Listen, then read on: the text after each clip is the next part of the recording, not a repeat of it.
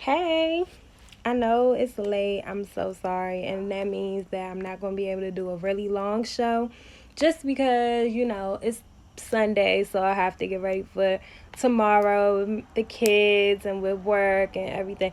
Also, I just want to say that I just started a new job. I already don't want to freaking go. I hate going to work, you guys. Like, I hate going to work. I hate having to wake up and go do stuff for 8 hours. I cannot wait until this and other things that I'm doing like come into fruition for real and I'm able to do something other than this because I'm tired of going to work. I've realized that. I used to be real big on going to work. Like I used to be like, okay, I got to go to work, got to make money, and I was excited about making money from going to work. Now it's almost to the point where it's like I don't even give a fuck about the money. I just go because I know I have to pay for things. If I could just survive, if I could survive on the land, I would fucking do that. But anyway, welcome to another episode of Strawberri Lemonade. I'm Yaya, and it's August 18th. It's still Leo season, and I have been getting big Leo energy for the past week. Positive and negative. So yeah, happy birthday to all of those. It's one of my good friends' birthdays. Happy birthday to her. And yeah, so let's talk. So today's moon is full. And I know y'all been feeling this energy from this full ass moon. The moon brings so much energy when it comes to anything but a full moon. Niggas act crazy. When people be like, yeah, that's why they acting like that because it's a full moon. Trust me, they're saying that for a reason. So basically, a full moon represents harvest, celebration, and gratitude for all the blessings that you have. It's acknowledgement of all the things that you've already manifested. Sorry, I had to take off the Wi-Fi because it'd be tripping. But it amplifies emotional sensitivity and it brings intense feelings, which can be really, really overwhelming. You could think that you're going crazy during a full moon because you have so many not unnecessary, I guess it's important to feel your feelings, but you have so many feelings during the full moon that it's almost like you feel like a nutcase. And I always feel like a nutcase, so a full moon, imagine it's 10 times worse. And so yeah, just pace yourself. Don't take things too personally. Don't bring too many things into your space. Just practice releasing, practice being thankful for what you have, acknowledging the accomplishments you've made, even if they're small. So yeah. I want to talk about Pisces today. I want to talk about Pisces because I realized from watching a lot of our episodes that we always talk negatively about water signs. And I really don't want to keep doing that because water signs are really good signs. They are loyal. They love so hard. It's just they're so emotional. And that's what becomes draining and annoying because they're so sensitive and so emotional. But Pisces are some of the most loyal creatures I have ever experienced. The ones that are in my life, they're definitely interesting. They're pieces of work. Oh, thank you, baby. I just finished. That's why it took me so long. But yeah, Pisces are love really hard. They get really, really attached. And so them being so attached to the people they love creates a sense of loyalty, which is necessary. I'm a Gemini and I feel like I'm really loyal, but I also feel like I can go away, which can make people feel like I'm leaving them or like I'm being distant. And I do go distant, especially when I'm not in a good space and I'm not happy and I'm feeling sad and anxious about stuff. So Pisces, they get sad and anxious, but all they really want you to do when they're sad and anxious is love them. And it's crazy that we keep on saying how they are annoying. I'm not going to say they're not, but I also know the good sides to Pisces. I have both of my kids are Pisces. Their dads are Pisces. My grandma's a Pisces, and those are four people that I love more than anything in the world. And so they're loving. We get into it all the time. My kids get on my nerves all the time, especially my baby. He is so sensitive, but they love so hard. They love me so much. So yeah. This week we talked about being single for real. And I want to talk about that because I realized that one of the main things about being single that a lot of people have talked about when I asked the question today, literally everybody said that the worst part about being single is sleeping alone and waking up alone. I do not have a boyfriend. I don't know where you got that from. But so being single is complicated. It's like you could feel, I personally enjoy being single just because exactly there's a lot of freedom. I get to do whatever I want. I get to fuck whoever I want. I get to talk to whoever I want. I get to go out. I don't have anybody to answer to. But being single gets so freaking lonely. Like, who wants to just be by themselves all the time? Like, when you need sex, you can't have it. Like, unless you just got it like I don't got it like that. I'm not just spreading them for anybody. And I don't have a consistent person to be doing it with. And I also miss that consistent in-house. Like, you know, like when you get in the shower, you come out the shower and they like, oh, look at what's up with you, boo? And it's like they right there. You could just get it while you get out the shower. Like, who doesn't want that? Who doesn't want to come home drunk and be in the bed with their boo or their person? Like, who doesn't want to do that? That's something that is so, it's like fulfilling. It's like, yeah, being single could be fun because it's like if you off from hot girl summer, city boy summer, it's fun because at the end of the day, it's like you don't have anybody to answer to. Like I said, you just doing what you want to do.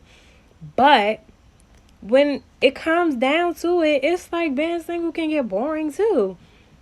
You have to, sometimes it's nice to go out and spend time with somebody that you really care about. It's nice getting those feelings and those butterflies.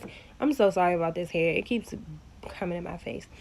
But it's fun to go out on dates and to experience a person that you when you think about them you start blushing, and when you hear a love song you think about them. Like, that shit is nice, and who doesn't want to deal with that?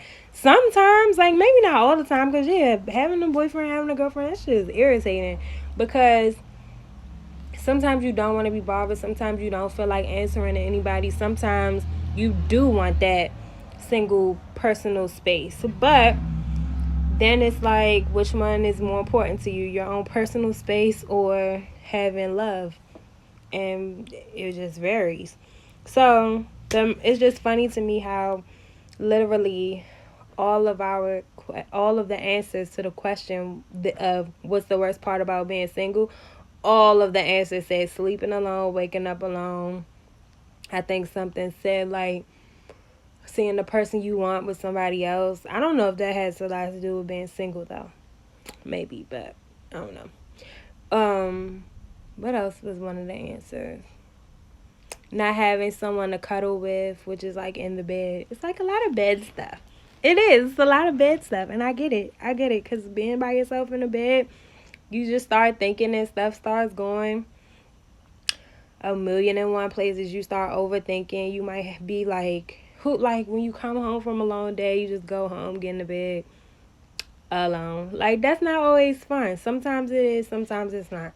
And your vibrator is only going to do so much.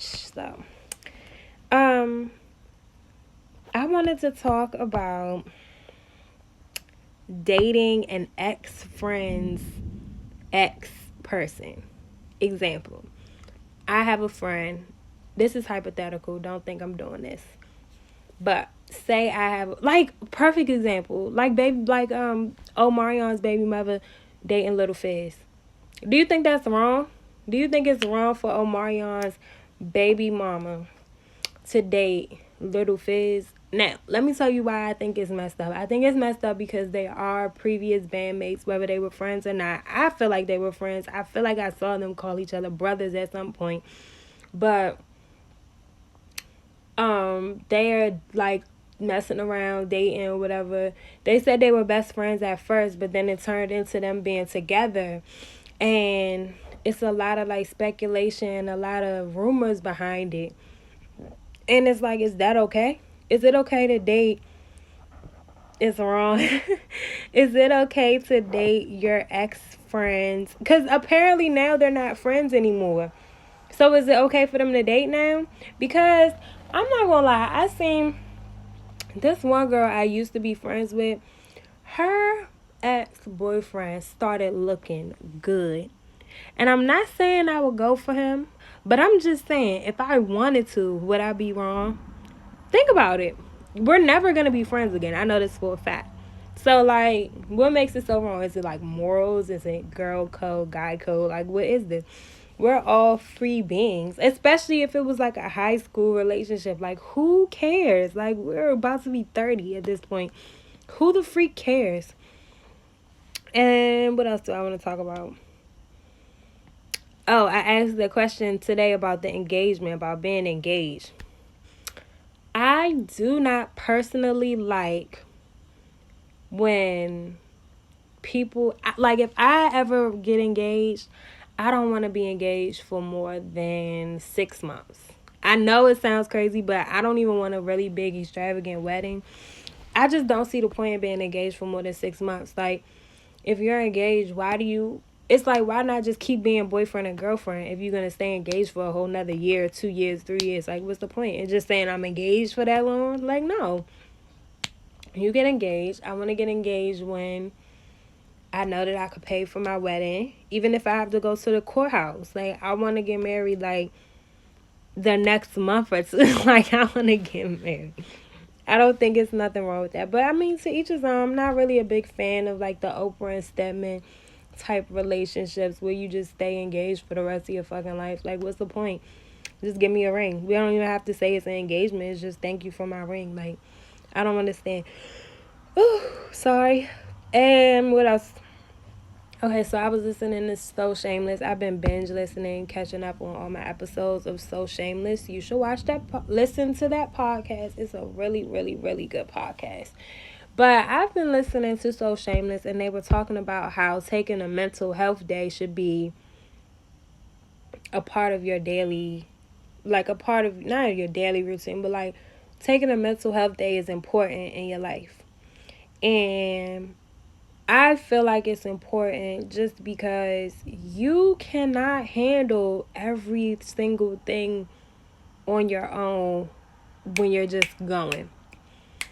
Like, if you wake up, you go to work, you go to school, you take care of kids, you go pick them up, you come back, you do it all over again without any breaks, without any, especially when you're single. Like, I'm living a single mom life right now, and it is a great podcast. Tahoe, I would love to, I love him.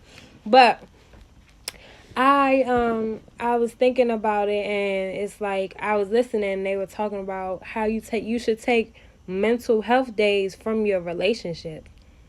And it shouldn't be considered a breakup. Like, even if it's your friends, like, it shouldn't be considered a breakup. And I have friends where after a while, it's like, it's too much of you. I need a break. Not because I don't love you, not because I don't like you, but it's too much. I need a mental break from you.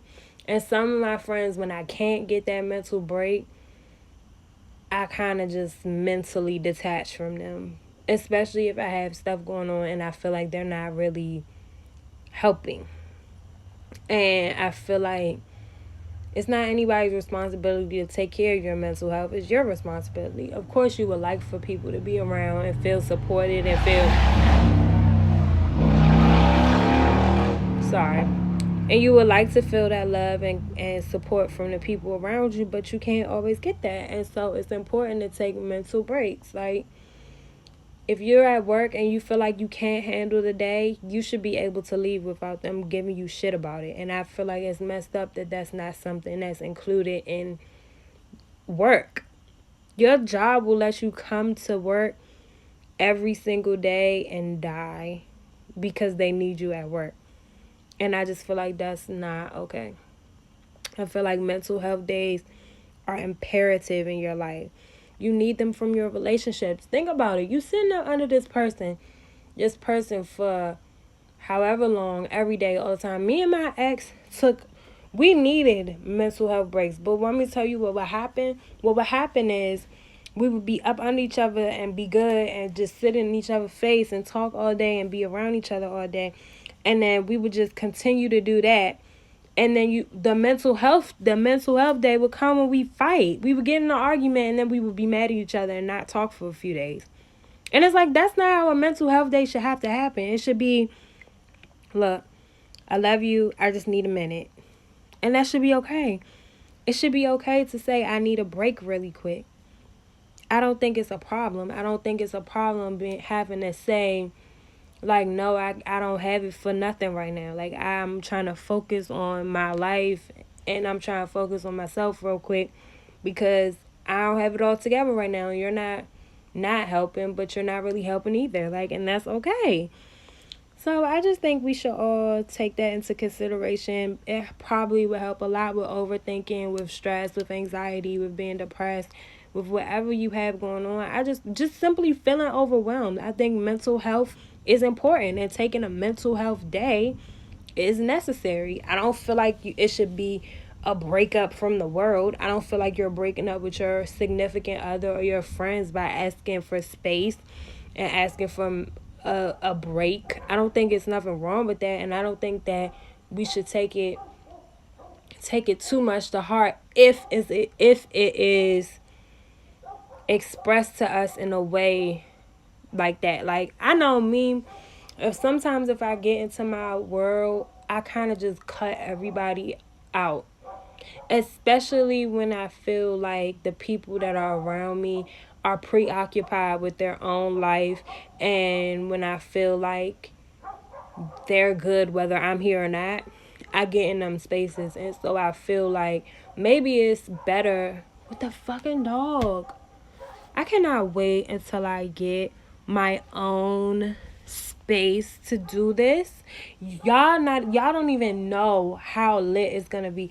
I have this whole vision in my head, and give me like a month or two, I'm gonna have a microphone and I'm gonna have a table, and it's gonna be so cute and lit. And I appreciate every single person that watches this while I'm going through the trenches. I appreciate y'all for watching this, because when I'm at the next level, it's going to be so much better and so much more lit. Conversation's still going to be bomb. This is like, the people that watch right now, y'all are just basing this. Y'all support comes strictly off of good conversation, of me like of us having good conversation and vibing out. And I really love y'all, and I appreciate y'all for that, because seriously, the dogs in the background, the ambulance, my kids be making noise sometimes. Like, I really appreciate y'all for fucking with me. And yeah. So anyway, mental health days are important. I think we all should just take a minute to breathe and escape. I know that it's important to say something. I don't always say something. However, I am working on it. I'm working on talking about how I feel. Now, here goes my problem. If I talk about a problem and I say that I don't like something and then it continues to be done, I'm not going to talk about it no more, and then I really am just going to cut you off. I don't have nothing else to say about it. If I feel like I done said it and you don't understand and we done had a conversation about it, cool. I'm not going to just, I know it's not fair when I just say, okay, well, this person did something I don't like and I don't talk about it. I just cut them off. And I know I have a tendency to do that, but lately I've been really trying to express, okay, this is something I expect. These are the boundaries I'm setting. This is something I want from this relationship. And moving forward, this is what I would like to happen. And so I try to make that clear. So if it doesn't happen, I don't have time for it no more. And I just continue with my life. But you have to make sure you express that first before you just dip. So if you have to take some mental space, say, Like, I love you, but I need a break from everything. Not just you, but you. You too. And I need that break. I don't think it's nothing wrong. And yeah. So, I'm going to get ready to go. I appreciate you guys for watching. It's 10:15, which is past my bedtime. I'm so freaking tired. And I also have like a few braids that I need to braid down to the end. And also, my kid is making so much noise.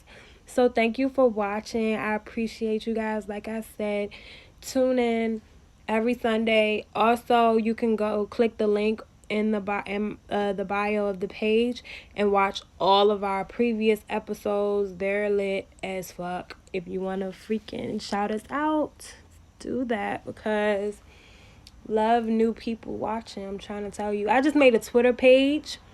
It's like my name though. It's Yaya Saran. I made a Twitter page, and I'm like pressed for Twitter right now. Like, y'all might see me less on Instagram and less on Facebook because Twitter got the juice right now. So yeah, that's that. So thank you for watching yet another episode, and I hope you guys have a great week. I will check in with you guys on Wednesday. Bye.